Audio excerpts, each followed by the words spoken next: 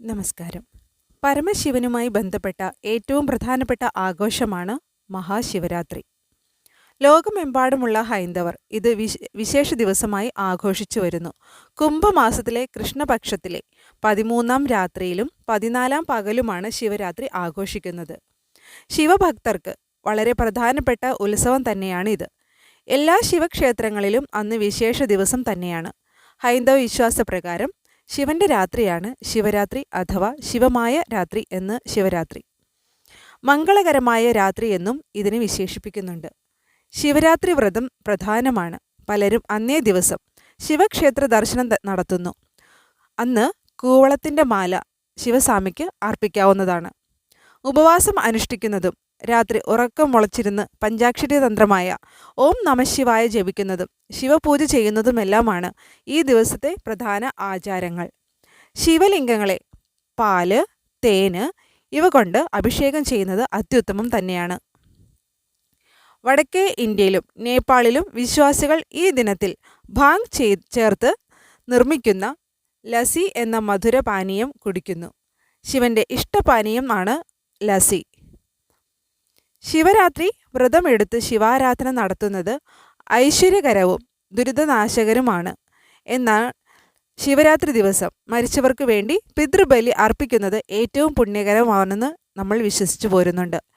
കേരളത്തിൽ ശിവരാത്രി ദിവസം ഏറ്റവും വിപുലമായ രീതിയിലുള്ള ആഘോഷങ്ങൾ നടക്കുന്നത് എറണാകുളം ജില്ലയിലെ ആലുവ ക്ഷേത്രത്തിലാണ്. ആലുവ ശിവരാത്രി മണപ്പുറത്ത് അന്ന് രാത്രി വലിയ രീതിയിലുള്ള ആഘോഷവും പുലർച്ചെ പിതൃക്കൾക്ക് ബലിതർപ്പണവും നടത്താറുണ്ട്. ലക്ഷക്കണക്കിന് ഭക്തരാണ് ശിവരാത്രി ദിവസം അവിടെ എത്തിച്ചേരുന്നത്. എന്നാൽ ഞാൻ ഈ പറയുന്ന ക്ഷേത്രങ്ങളിലും നിങ്ങൾക്ക് പോകാവുന്നതാണ്.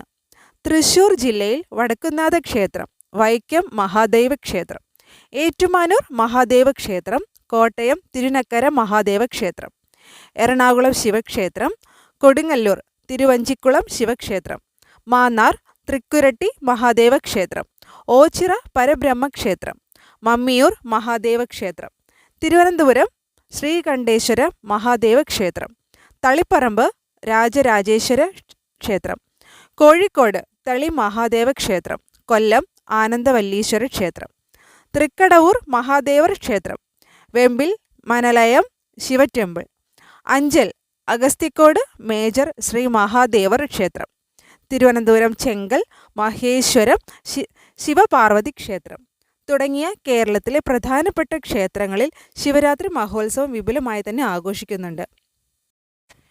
2025 ഫെബ്രുവരി 26-നാണ് മഹാശിവരാത്രിയായിട്ട് നമ്മൾ ആഘോഷിക്കുന്നത്.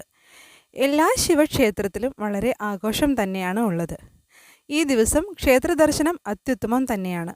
വ്രതം എടുക്കുന്നവരും അല്ലാത്തവരും ക്ഷേത്ര ദർശനം നടത്തുന്നത് അത്യാവശ്യമാണ്. ഒരു വർഷത്തിലെ ഫലമാണ് ഇതിലൂടെ വന്നു ചേരുന്നത്. വ്രതം എടുക്കാൻ സാധിക്കാത്തവർ തലേന്ന് ഒരിക്കലെടുത്ത് പിറ്റേന്ന് പരമശിവന് കൂവളമാലയും പാലും കരിക്കും സമർപ്പിക്കുന്നത് അത്യുത്തമം തന്നെയാണ്. ഇത് ചെയ്യുന്നത് വഴി ഒരു മനുഷ്യ ആയുസ്സിൽ ചെയ്യാവുന്ന എല്ലാ വഴിപാടും ഇതിൽ തന്നെ പെടുന്നു.